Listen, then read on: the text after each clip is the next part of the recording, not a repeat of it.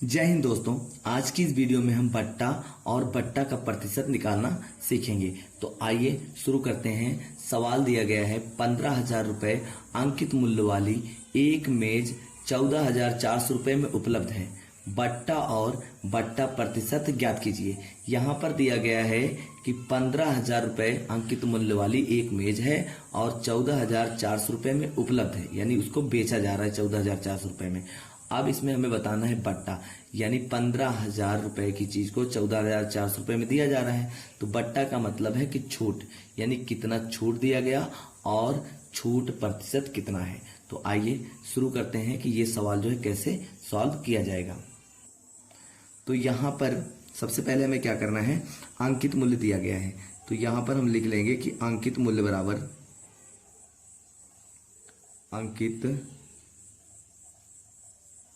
मूल्य बराबर दिया गया है 15,000 रुपए।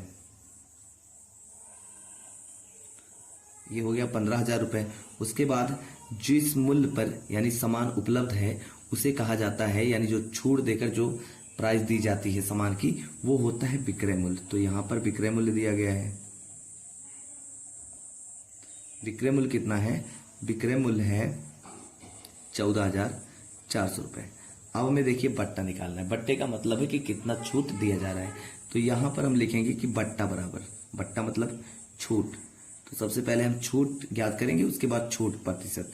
तो बट्टा बराबर होता है अंकित मूल्य, यानी हमेशा याद रखना ये फार्मूला है अंकित मूल्य, और माइनस में क्या होता है विक्रय मूल्य, माइनस में यहां विक्रय मूल्य। तो हमने यहां लिख दिया विक्रय मूल्य। अब देखिए अंकित मूल्य से हम विक्रय मूल्य को क्या करेंगे, घटा देंगे। तो अंकित मूल्य कितना दिया गया है 15,000 रुपए, और माइनस करेंगे 14,400 रुपए। तो हमें पता चल जाए कितना छूट मिला। तो छूट यहाँ पर अगर हम इसको घटाएंगे तो निकल के आएगा 600 रुपए। ये 600 रुपए क्या हो गया, बट्टा हो गया। तो अगर बट्टा निकालना होगा तो हमें ऐसा क्या करना है, यानी अंकित मूल्य से हमें विक्रय मूल्य, यानी जो सामान जिस दाम पे मिल रहा है उसमें से इसको घटाना पड़ेगा। तो अंकित मूल्य से हमने विक्रय मूल्य घटाया तो कितना 600 रुपए निकल के आया। यही 600 रुपए क्या हो जाएगा, 600 रुपए बट्टा हो जाएगा। अब हमें बट्टे का प्रतिशत ज्ञात करना है। तो बट्टे का प्रतिशत ज्ञात करने के लिए अब देखिए यहां पर हम लिखेंगे कि बट्टा प्रतिशत बराबर बट्टा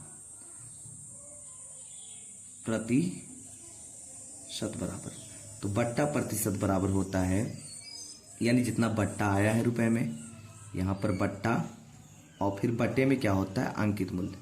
बट्टे में क्या लिखेंगे, अंकित मूल्य, इस तरीके से लिख देंगे। उसके बाद गुणे में क्या करना होता है 100, यानी जब भी हमें प्रतिशत में बदलना है तो गुणे में हमें करना होगा 100। अब देखिए इसका हम मान रखेंगे। तो यहां पर बट्टा कितना है 600 रुपए है, और अंकित मूल्य निकल के, अंकित मूल्य कितना है, अंकित मूल्य दिया गया था 15,000 रुपए। तो यहां पर हम 15,000 रुपए लिख लेंगे, और फिर गुणे में कितना कर देना है 100। अब देखिए नीचे 0 है ऊपर 0 है, तो हमें 0 से 0 को क्या करना है, काट देना है। जैसे एक 0 से ये 0 कैंसिल, ये 0 कैंसिल, ये 0, इस तरीके से हमने काट दिया।